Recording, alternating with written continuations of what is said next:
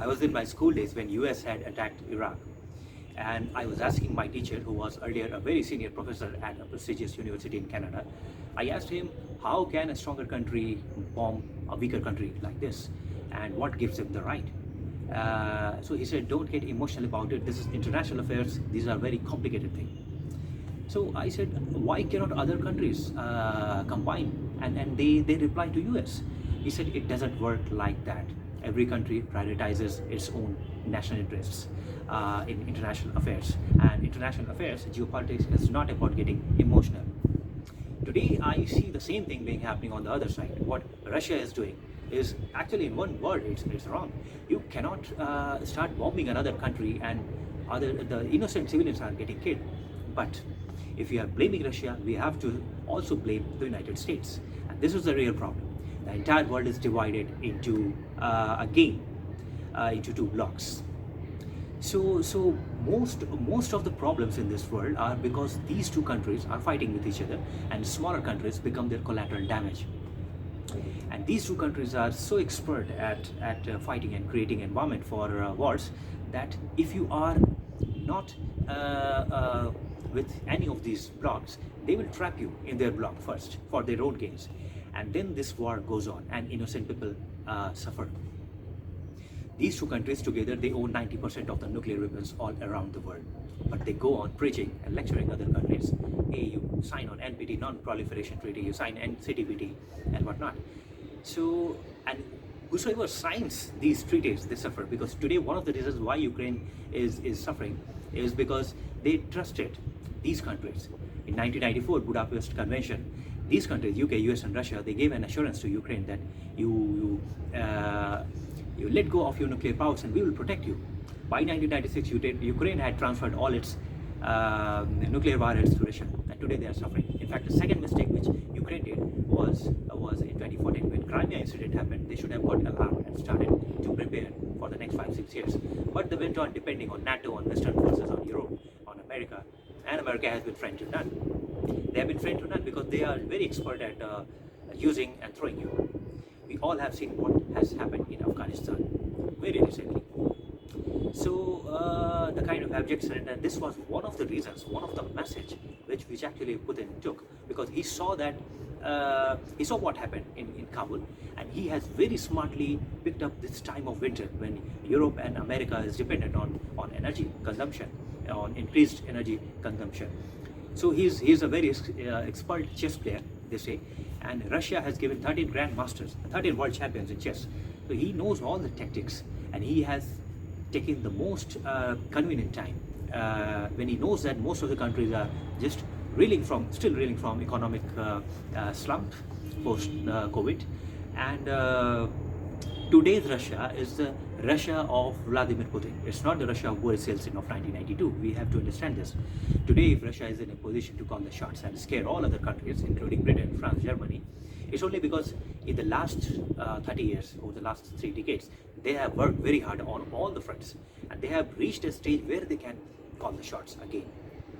So how do you think that you are going to isolate Russia? If Joe Biden administration thinks that they can isolate Russia, in fact, many people say that American politicians, they wanted this issue to flare up, and they wanted Russia to invade Ukraine so that, as a consequence, they could impose economic sanctions on Russia. But again, this is a miscalculation. Just like Putin miscalculated that we will have Kyiv under control, under siege in 2 days. That was a miscalculation, because today is the 9th day.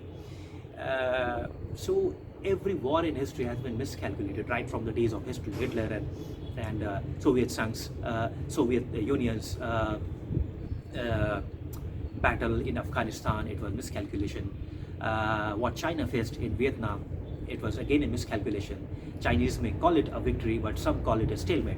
So all wars are not fought on the paper and the military drawn maps. It is fought on the terrains and the grounds and the difficult mountains and on difficult places and in inclement weather conditions. This is why every war is in one way or the other is actually miscalculated.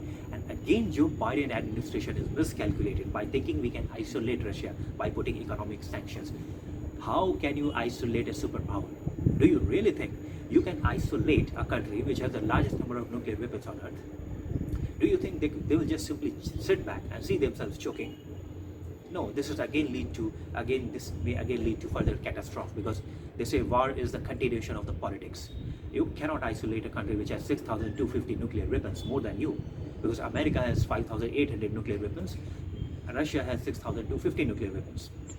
So whether or not Russia goes on to create another USSR, that's not the question, because they are already powerful, single-handedly, standalone powerful. They are as powerful as they were before, earlier before. So the point is this, that trying to isolate Russia is through economic or any other channels is not going to work. It's not going to work. And today, most of the Asian countries, they have abstained. They have not gone against Russia, despite knowing, everyone knows that this is wrong. One country attacking another country, this is wrong. And bombing innocent civilians, this is actually wrong. But they cannot. They have abstained. They cannot go against Russia, because now they have seen what happened in Afghanistan, and they have seen that US is too far, and Russia is too close to comfort, and it's not wise and prudent to rely on America, because they are nobody's friend. And most of the problems they create for their own need, because what happened in Afghanistan, to understand this, you also have to understand its history. Who are the Talibans? What does this word Talib means? Who created this Taliban?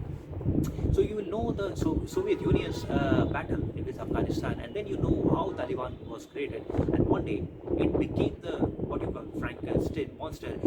Now US had to fight Taliban, because once the purpose is done, now you need to eliminate your ally, yesterday's ally, who will now turn into enemy of today. So this is the use and throw policy, but this is innocent civilians suffer as a collateral damage here. So now what is the way ahead? In the next 10 years, there are going to be major global turbulences, because the world is getting divided into two blocks again, and we need some solution, because to stop this madness, the only way, as I say it, that you don't just abstain in United Nations Assembly votes, you have to abstain in spirit. You have to make this international policy. Every smaller, weaker country, they have to ensure that they do not get aligned to any of these blocks. But it's very difficult, because these countries are very smart at trapping you into their blocks. So I see one possibility of the NAM movement, the non-aligned movement of the late 1950s, reviving again in a different shape. In 1950s, when these five countries, these five leaders started this NAM movement, non-aligned movement, it was a thinking ahead of its times. It was visionary. It was started by Jawaharlal Nehru, General Sukarno, Joseph Broz Tito, Ghana's Nkrumah, Egypt's Abdul Nasser. These five leaders, world leaders, they had really drafted a visionary idea for a better world, because there was a mad world then. It was the peak of the Cold War, and they said we will not align ourselves into any of these blocks, because that's not our priority. Hey, it's your priority to fight, go and fight in the sun. It's not our priority. Why should you expect us to join you in this madness? Because this is not my problem. We have different challenges. We are not as developed as you. We have poor people who are hungry. Our challenge is different. So the idea of NAM is again relevant today again, because the blocks have again resurfaced. And as we are again going to see these two blocks with two superpowers clashing, and now this time they are more nuclear than ever before. So today we need this NAM movement again in another shape or form. And people say that it's in international affairs, it's very, very difficult to stay neutral. Staying neutral is a myth.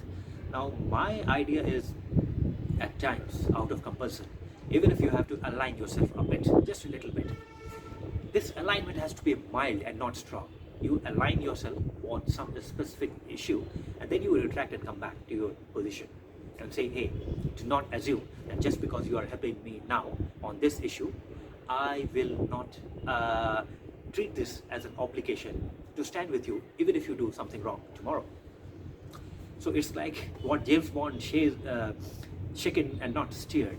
So this alignment, if at all the countries see as a sort of a compulsion, this alignment has to be mild and not strong.